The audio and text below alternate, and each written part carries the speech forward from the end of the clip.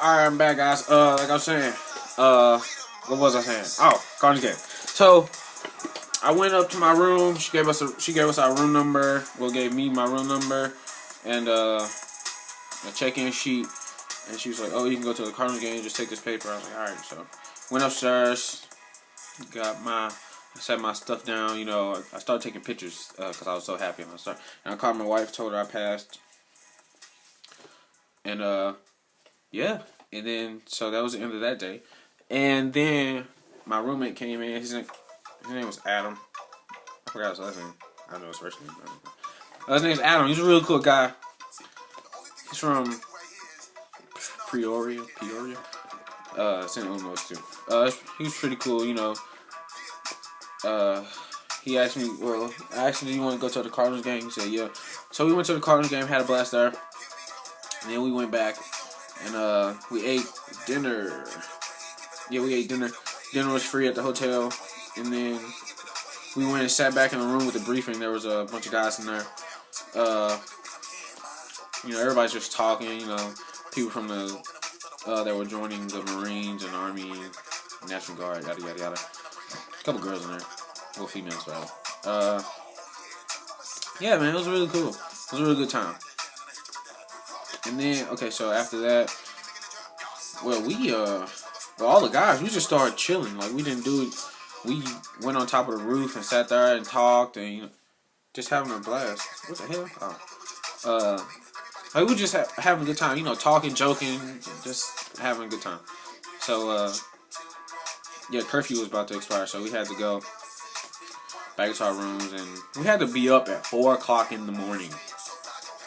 That's what time our day started. We had to be up at 4. Breakfast was at 4:30? 4:30, 4:15. And then we had to walk over to MEPS again at 5. So, you walk over to MEPS, you go into the briefing, well, what did we do? We went to the briefing room, we got briefed. He was telling us about fraudulent enlistment and, you know, how the day was going to go and, you know, what was going to happen throughout the day. And that was it. And then the medical people came in and they gave us a medical briefing about what we were going to do. And, you know, they made us sign all these papers about our health and our blah, blah, blah. Yeah, and then we went to medical. And medical was long. It was a long day. So, first, well, make sure if you go to MEPS, you need to make sure you're first in line for everything. Your name at medical is next. NEXT, next. You don't have to be in line. There is no line. There's no jumping. Just get it. Just go. When she say next, make sure you were first. So, my wife told me that, and that shit works. It really does.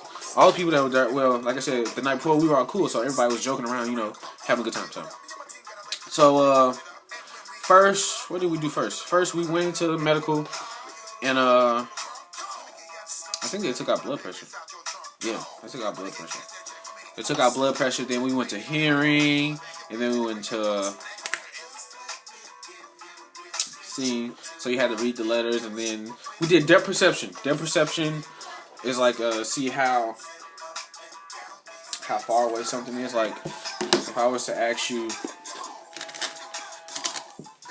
obviously it won't be that hard, but if I were to ask you which pen was closer to you, which one would you say? Well, okay, there's a glare, but yeah. Okay, so it's obviously this one. So it's like a bunch of lines with like a dot poking out, and you have to tell them which line it is that's out. So, which one's closer, guys? Which one's closer? Yeah. So you do that, and then you do color blindness. You know, I know you guys seen the things where like it's like a whole bunch of dots, and like there like might be like green dots in there. There's a number in the middle with a different color. So you gotta do that. My music cut off. Crap. Yeah, I'll just put something on that. So yeah, who cares? Yeah. And then we went to. Well, she said. Well, after I got done doing my depth perception thing, she was like, "Yeah, go out there and sit down. We can't do anything for you right now." Shit. But I was first, so yeah, I did that. And then what happened? Oh, we had our doctor's interview. Had to go on an interview and interview with the doctor. Obviously, she checked checked your lungs and rubbed your, did this stuff and did like this stuff and make sure your eyes and checked your ears. Make sure your ears are clean. People get kicked out because people get sent back because their ears aren't clean. So make sure your ears are clean. Yeah, she did all that and she checks your neck. And let me tell you what happened. So I went in and sat down. She was like, oh, blah, blah, blah, blah, blah, blah, blah. I'm like, no, blah, blah, blah, blah, blah. Have a conversation, whatever. So she was like, sit on the bed. So I got on the bed. She did all this stuff,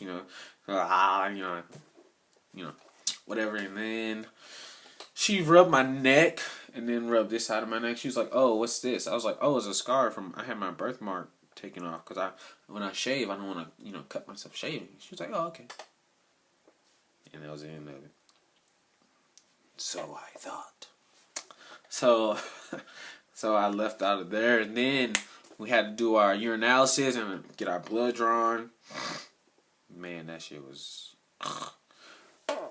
Oh, make sure you don't pee in the morning, cause if you can't pee when they ask you to pee, then you'll be there for a hell of a lot longer. But me, I had to pee in the briefing, and I was upset because I was like, I gotta pee, man. Can you just give me a cup and we can do this right now? He was like, nah, man, you gotta wait. So I ended up going, I walked out of the briefing to go use the restroom, and the lady was like, young man, you about to go take a urinalysis? I was like, yeah, I know, but I gotta pee. And she's like, oh, okay, go ahead. So I went back in the room, sat back down. He was like, man, if you gotta go. It's gonna be a while. I'm like, but she just said,